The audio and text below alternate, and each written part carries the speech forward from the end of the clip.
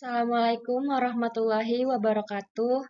Perkenalkan, nama saya Siti Tikasari dengan NIM 2003501227, mahasiswa Universitas Teknologi Muhammadiyah Jakarta. Pada video kali ini, saya akan mempresentasikan proposal skripsi saya. Video kali ini saya khususkan untuk memenuhi tugas akhir UAS dengan mata kuliah metodologi penelitian, dengan dosen pengampu Ibu Susi Susilawati. Pada proposal judul saya, pengaruh profitabilitas finance distress size firm terhadap tax avoidance dimoderasi oleh kepemilikan institusi. Studi empiris pada perusahaan manufaktur yang terdaftar di Bursa Efek Indonesia periode 2018 sampai dengan 2021. Pendapatan tertinggi di Indonesia berasal dari penerimaan pajak. Tinggi rendahnya penerimaan pajak akan menentukan anggaran negara dalam membiayai pengeluaran umum, sehingga sangat dibutuhkan kesadaran bagi wajib pajak atau badan untuk membayar kewajiban pajaknya. Namun, mengoptimalkan penerimaan pajak kepada pemerintah bertentangan dengan kondisi wajib pajak, khususnya badan usaha yaitu perusahaan. Bagi perusahaan, biaya pajak yang dibayarkan tidak memiliki manfaat langsung, melainkan itu beban pajak yang akan mengurangi pendapatan atau surplus kas perusahaan itu. Sehingga manajemen perusahaan melakukan upaya perhitungan agar beban yang dihasilkan dari pajak ditekankan seminimal mungkin untuk memperoleh peningkatan laba bersih, sehingga dibebankan ke pajak. Tax avoidance adalah kegiatan yang bertujuan untuk mencari keuntungan dengan cara memanfaatkan atau menghindari pajak yang terdapat di sistem perpajakan negara Indonesia. Tax avoidance ini merupakan pertentangan aktif yang berasal dari wajib pajak badan. Dengan kata lain, adanya penolakan wajib pajak atau badan dalam membayar pajak. Untuk menghindari pajak, biasanya wajib pajak atau pembayar pajak memanfaatkan harta mereka untuk memperkerjakan orang yang mengerti tentang undang-undang perpajakan. Perusahaan yang melakukan penghindaran pajak biasanya mengalihkan asetnya ke anak perusahaan yang ada di luar negeri sehingga perusahaan tidak harus membayar secara penuh terhadap kewajiban pajaknya, dan biasanya tax avoidance dilakukan dengan cara memanfaatkan kelemahan undang-undang yang terlihat tidak melanggar hukum.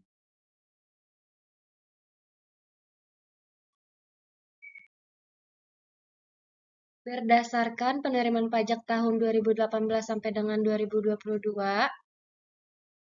pada tahun 2018 sampai dengan 2022 ini meliputi semua jenis pajak.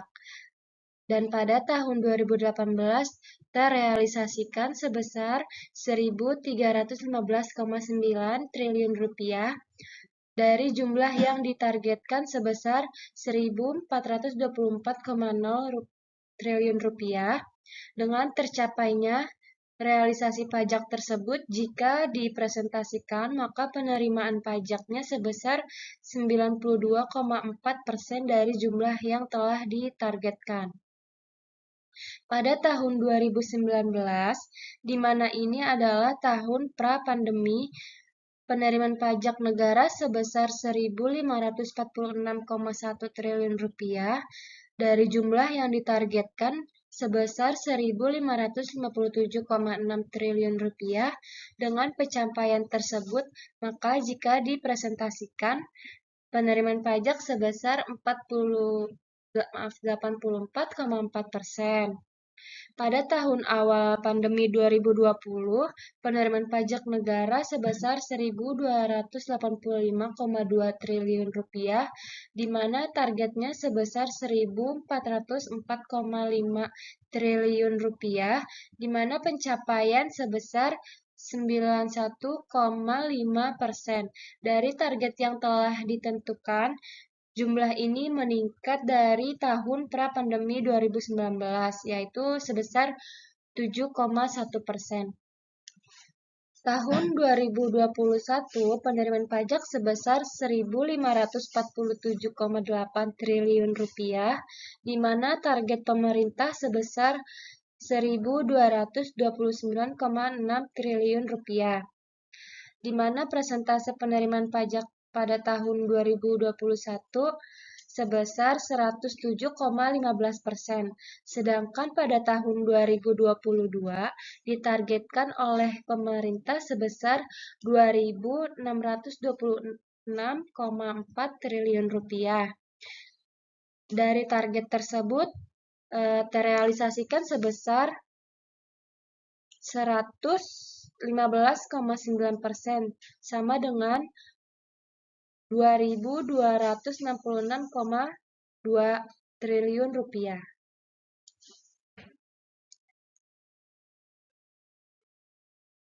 Dari data tersebut, kita dapat mengetahui bahwa penerimaan pajak masih ada yang tidak mencapai target yang telah ditentukan oleh pemerintah.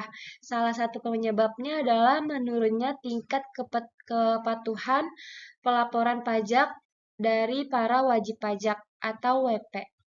Ini disebabkan adanya perusahaan yang melakukan tax avoidance, di mana mereka melakukannya untuk mencapai efisiensi badan pajak.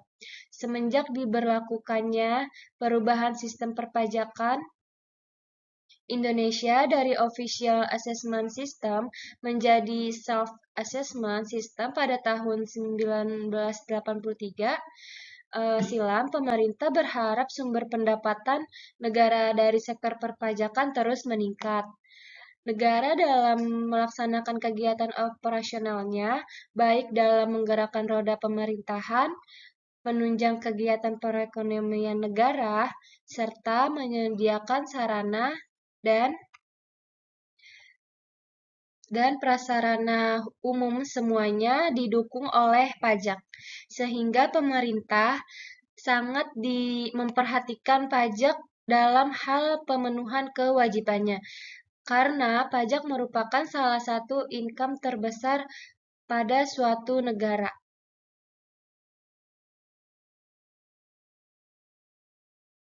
Berdasarkan fenomena pada indeks manufaktur, Indonesia di tahun 2020 menghadapi kontraksi ekonomi terendah dibanding negara Asia lainnya, yaitu berada di tingkat 27,5%, lebih rendah dibandingkan Korea Selatan sebesar 41,6%, Malaysia 31,3%, Vietnam 32,7%, dan Filipina sebesar 31,6%.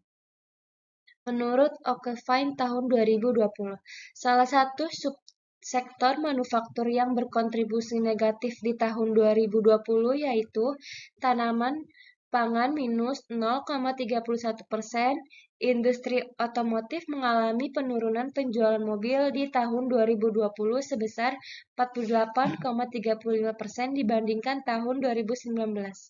Menurut Detik Finance tahun 2021, dengan adanya penurunan tersebut penghasilan dan terhambatnya proses operasional perusahaan, maka kas internal perusahaan juga semakin berkurang. Hal ini yang akan menyebabkan perusahaan menghemat pengeluaran kasnya dan melakukan penghindaran pajak untuk meningkatkan investasi mereka di masa depan.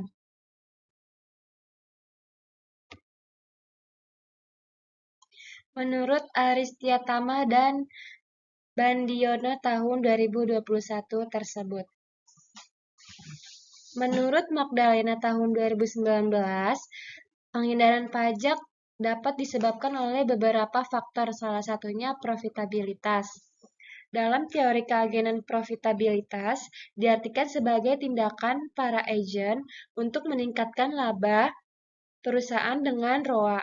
Sebagai tolak ukur, faktor ini merupakan salah satu pengukuran kinerja suatu perusahaan dalam menghasilkan laba selama periode tertentu pada tingkat penjualan, contohnya penjualan di bidang industri otomotif tersebut.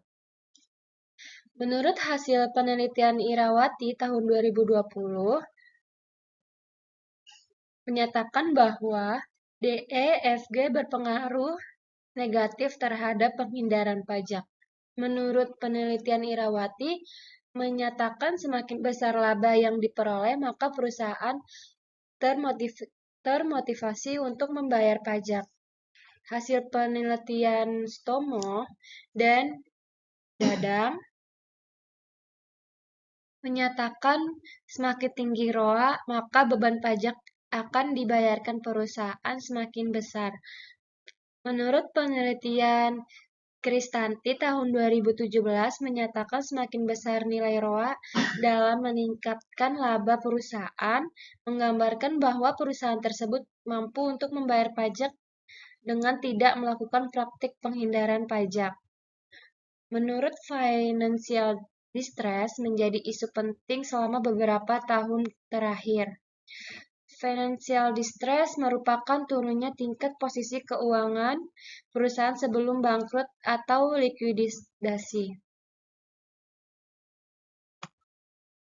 Jika perusahaan mengalami kesulitan dalam memenuhi kewajibannya, termasuk kewajiban likuiditas dan solvabilitas, maka kemungkinan perusahaan mengalami financial distress. Financial distress akan terjadi dilihat melalui tindakan berikut. Terjadi penurunan volume penjualan dan tingkat profitabilitas mengalami kerugian. Operasional kerugian bersih tahun.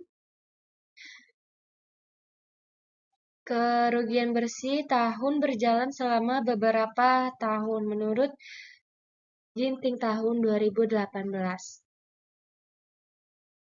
Faktor selanjutnya yang dapat mempengaruhi terjadinya penghindaran pajak yaitu ukuran perusahaan digunakan sebagai pendukung untuk memperkuat dan memperlemah adanya variabel independen terhadap dependen.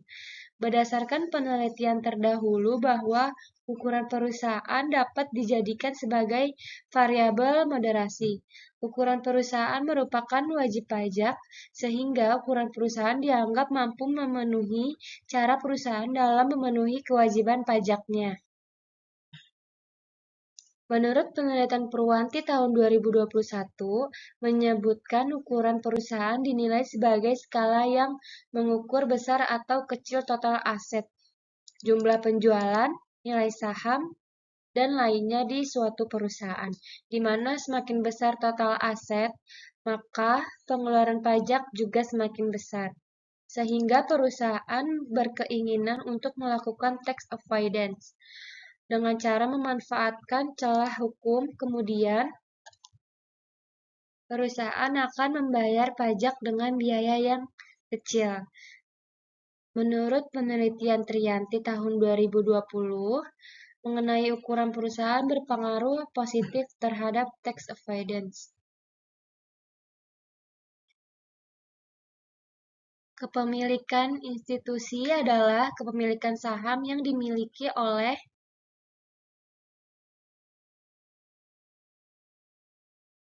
pihak institusi. Semakin besar kepemilikan institusi suatu perusahaan, maka semakin kuat tingkat pengawasan dan kontrol yang dilakukan oleh pihak ketiga perusahaan.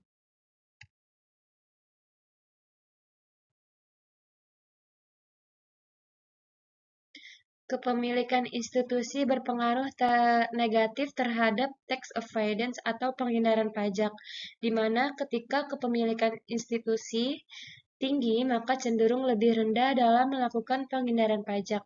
Hal ini dikarenakan meningkatnya kepemilikan saham oleh institusi lain, maka kepemilikan institusional akan menurun sehingga dapat mempengaruhi dan mendisiplinkan tindakan para manajer. Jadi, semakin tinggi kepemilikan institusi dalam suatu perusahaan, maka penghindaran pajak semakin rendah. Artinya, kepemilikan institusi berpengaruh negatif terhadap penghindaran pajak. Oleh karena itu, penelitian ini akan berfokus kepada pengaruh profitabilitas, financial distress, size from terhadap tax avoidance dimoderasi oleh kepemilikan institusi. Berdasarkan latar belakang tersebut, maka terdapat identifikasi masalah.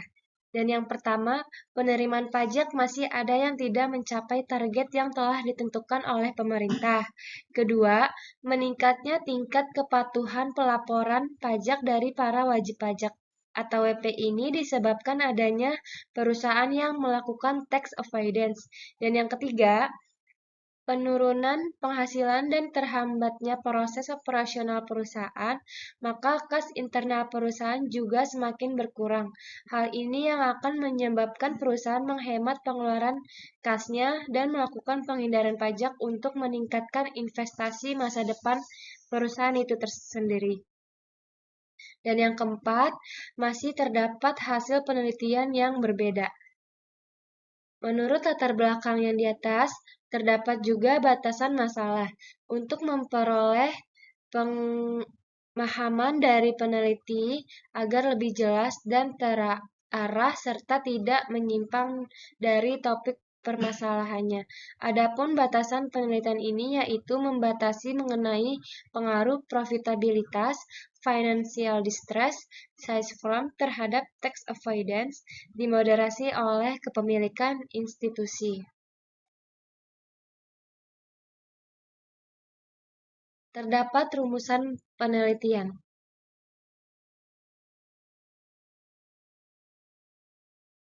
Dalam permasalahan latar belakang di atas, maka masalah dalam penelitian ini dapat dirumuskan. Pertama, apakah terdapat pengaruh profitabilitas terhadap tax avoidance? Dan yang kedua, apakah terdapat pengaruh financial distress terhadap tax avoidance? Dan yang ketiga, apakah terdapat pengaruh firm size terhadap tax avoidance? Selanjutnya yang keempat, apakah kepemilikan institusi dapat memoderasi pengaruh profitabilitas terhadap tax avoidance? Dan yang kelima, apakah kepemilikan institusi dapat memoderasi pengaruh financial distress terhadap tax avoidance? Dan yang keenam, apakah kepemilikan institusi dapat memoderasi pengaruh firm size terhadap tax avoidance?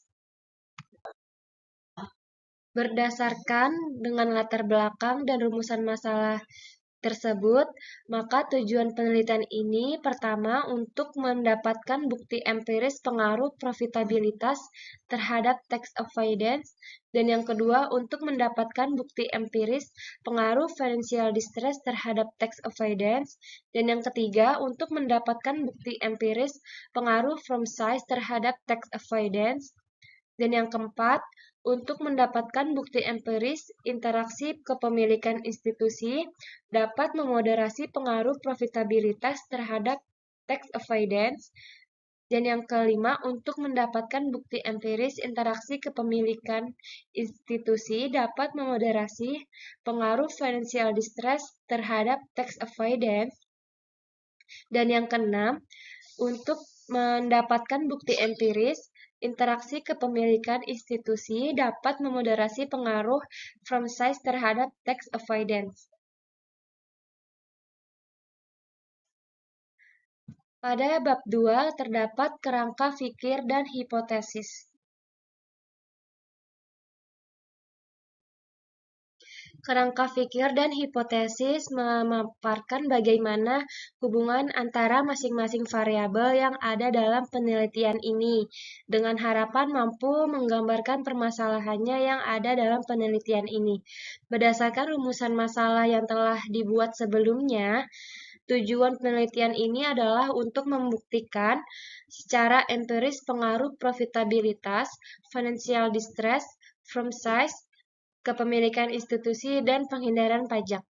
Tindakan penghindaran pajak yang dilakukan oleh sebuah perusahaan dipengaruhi oleh beberapa faktor, diantaranya terdapat profitabilitas, financial distress, size firm, dan kepemilikan institusi. Berdasarkan latar belakang masalah serta penjelasan konsep yang telah dikemukakan, maka kerangka fikir penelitian ini adalah variabel independen, profitabilitas, financial distress, dan size atau from size. Variabel dependennya tax avoidance.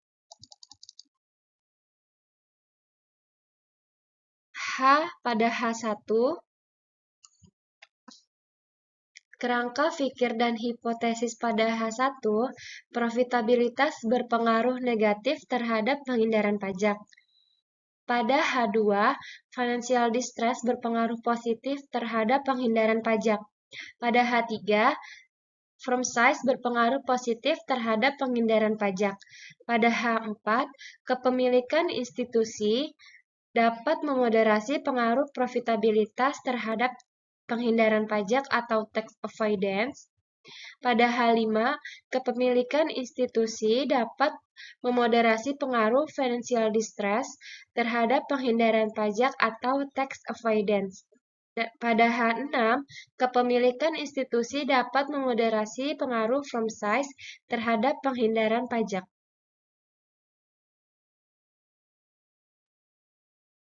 Pada operasional variabel, terdapat variabel independen.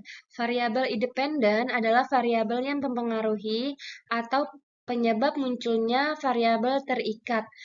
Dalam penelitian ini, yang menjadi variabel independen yaitu profitabilitas, financial distress, dan ukuran perusahaan. Pada profitabilitas merupakan rasio untuk menilai kemampuan perusahaan dalam mencari atau mendapatkan keuntungan dan juga memberikan ukuran efektivitas manajemen perusahaan. Pengukuran profitabilitas menggunakan ROA atau Return on Asset sama dengan laba bersih dibagi total aset. Pada variabel independent financial distress atau kesulitan keuangan adalah kondisi di mana perusahaan tidak mampu memenuhi kewajibannya baik jangka pendek maupun jangka panjang. Apabila kondisi ini dibiarkan berlarut-larut, maka perusahaan dapat mengalami kerugian atau likuiditas. Pengukurannya yaitu Z sama dengan 1,2 Z1 tambah 1, 4Z2 tambah 3, 3Z3 tambah 0, 6Z4 tambah 1, Z5, Z1. Pada variabel independen ukuran perusahaan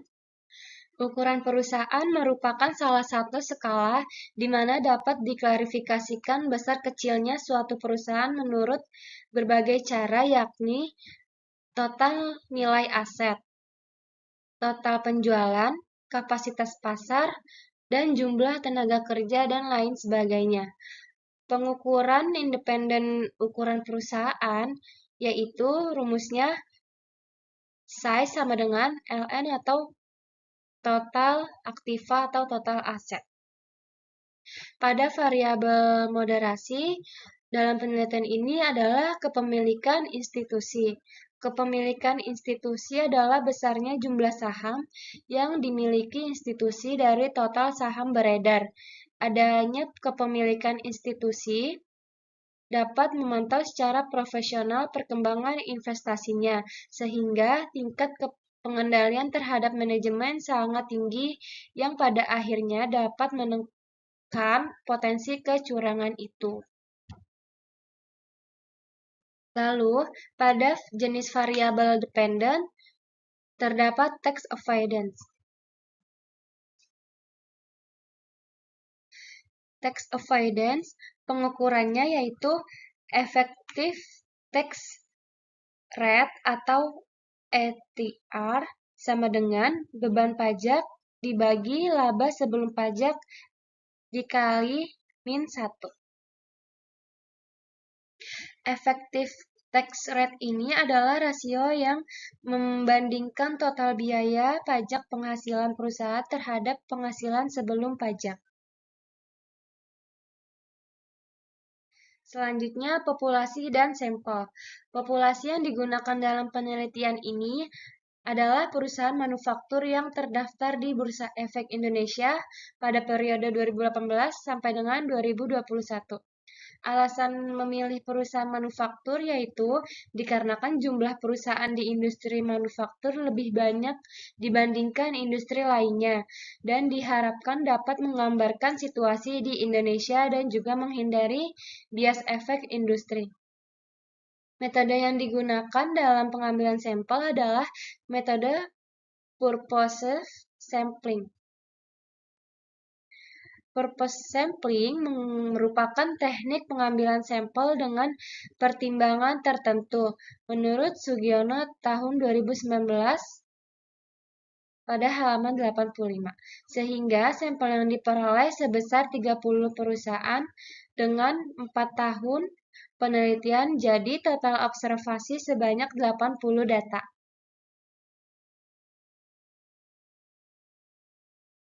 Pada teknik analisis data, dalam penelitian ini menggunakan software SPSS versi 26 dengan teknik sebagai berikut. Yang pertama, analisis deskriptif, dan yang kedua, uji asumsi klasik, dan yang ketiga, uji normalitas, dan yang keempat, uji multikolinearitas, dan yang kelima, uji heterokodasitas, dan yang keenam, uji hipotesis atau uji T, uji F, dan uji determinasi.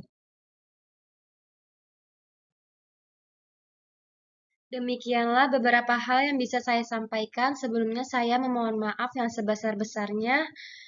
Semoga apa yang saya sampaikan menjadi bermanfaat baik kita semua. Jika ada kekurangan, mohon dimaafkan. Karena kesempurnaan hanya milik Allah Subhanahu wa Ta'ala. Assalamualaikum warahmatullahi wabarakatuh.